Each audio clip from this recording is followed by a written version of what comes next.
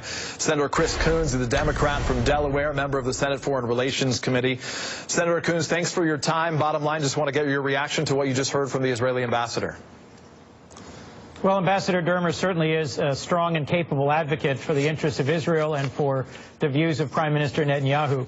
And I agree, broadly speaking, that a two-state solution, 2 states for 2 peoples, one where a demilitarized Palestinian state recognizes the right of the Jewish homeland of Israel to exist, is the best path forward.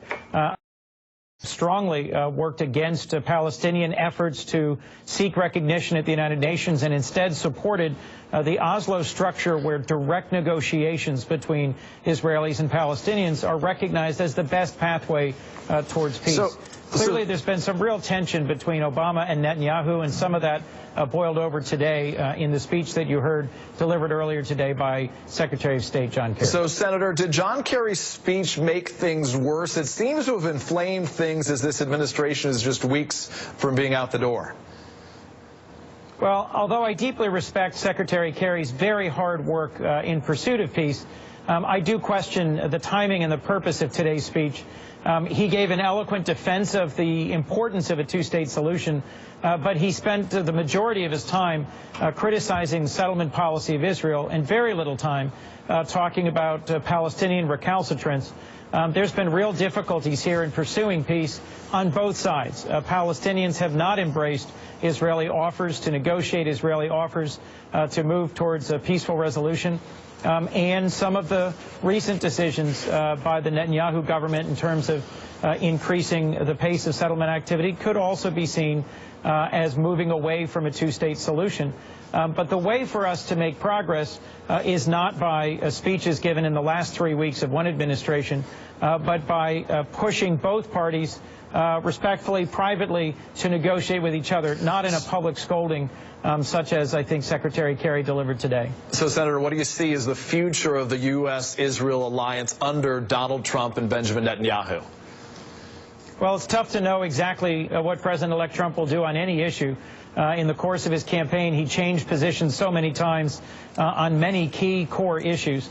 But who he's choosing as his ambassador really does send a fairly strong signal. This is someone who has criticized the prospects for a 2-state solution and has strongly supported settlement activity deep in the West Bank. And so I'm somewhat concerned about what that suggests about President-elect Trump's intentions in terms of the kinds of Israeli policies he would support. Here's what I'm most concerned about, Peter. For decades, there has been strong bipartisan support in Congress for Israel's security.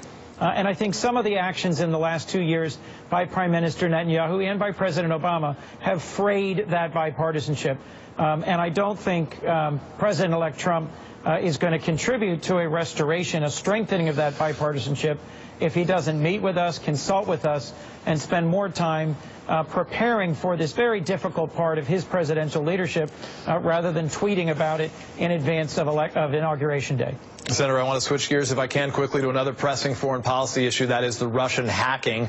This White House on its way out. So what good is a retaliation against Russia by the outgoing administration if it's not supported by the incoming administration? We expect we could hear more about what this will look like in the next 24 hours.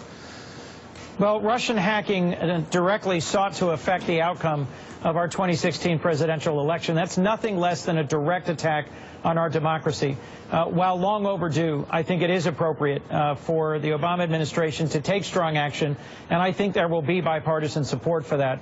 The most concerning thing about President-elect Trump's position is his lack of clarity that Vladimir Putin is no friend of the United States and that we shouldn't be trying to wipe away the very real differences between the United States and Russia in our values, in our strategic interests, and we must stand up to Russian hacking that sought to influence our election, or we're simply going to face more aggressive cyber attacks on our democratic infrastructure by opponents from the world over. Will the Senate Foreign Relations hearings on ways to retaliate against Russia? I expect they will. Chairman Bob Corker of Tennessee has said he intends to hold hearings, and I would strongly support that. We should have had hearings months ago. I called for hearings back in August when there was first clear evidence of Russian attempts to influence the election, and when President-elect Trump inappropriately invited Russia to try and hack into Secretary Clinton's emails. So I frankly think this is months overdue, but I am optimistic that we'll see hearings by Armed Services, Intelligence, and Foreign Relations Committees early in the new year. Senator Chris Coons, happy holidays. Thanks.